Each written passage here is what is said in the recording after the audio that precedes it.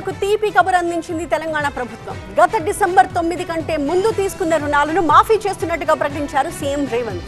అయితే అర్హతలకు సంబంధించి జీవోలో పూర్తి వివరాలు ఉంటాయని చెప్పారు. ఇందుకోసం 31,000 కోట్ల రూపాయలు కావాలని అంచనా వేస్తున్నట్టుగా వివరించారు సీఎం. రైతు రుణమాఫీ అమలు, రైతు భరోసా ఎవరికివ్వాలనే దానిపై రంగంలో దిగిన తెలంగాణ కేబినెట్ రైతులకు శుభవార్త చెప్పింది. హైదరాబాద్ సచివాలయంలో భేటీ అయిన కేబినెట్ వరంగల్ డిక్లరేషన్ కు కట్టుబడి ఉన్నట్లు ప్రకటించింది.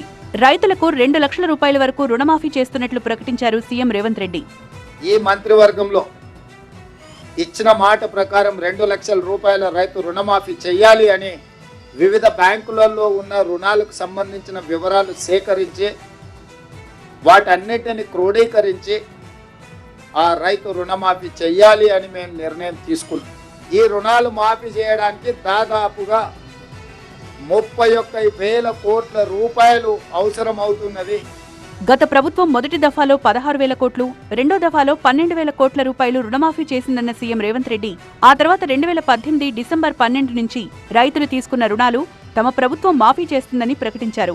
ఇంతకుముందు ప్రకటించినట్లుగానే 2023 డిసెంబర్ 9 లోపు తీసుకున్న 2 లక్షల రూపాయల వరకు మాఫీ చేస్తున్నామన్నారు. ఇచ్చిన మాట ప్రకారం 2 లక్షల రూపాయల రుణమాఫీ చెయ్యాలి. కట్ ఆఫ్ డేట్ 12/12/2018 నుంచి 9/12/2023 మధ్యకాలంలో రైతులు తీసుకున్న రుణాలను 2 లక్షల రూపాయల వరకు మాఫీ చేయాలని మా మంత్రివర్గంలో మేము నిర్ణయం తీసుకున్నాము.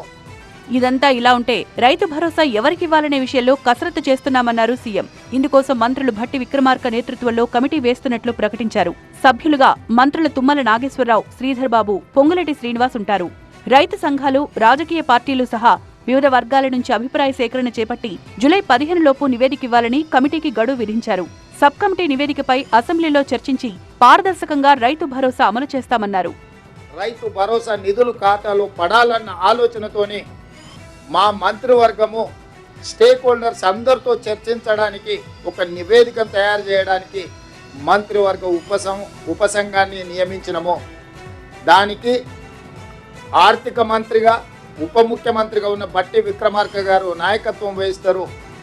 వారితో పాటు వ్యవసాయ శాఖ మంత్రి తుమ్మల నాగేశ్వరరావు గారు, సహచర మంత్రివర్యులో శ్రీధర్ బాబు గారిని విధి విధానాలు ఖరారు చేసి పారదర్శకంగా ప్రజలకు వివరించే విధానపరమైన నిర్ణయం తీసుకోవడానికి రైతు భరోసా కోసము మంత్రివర్గ ఉపసంఘాన్ని నియమించినము.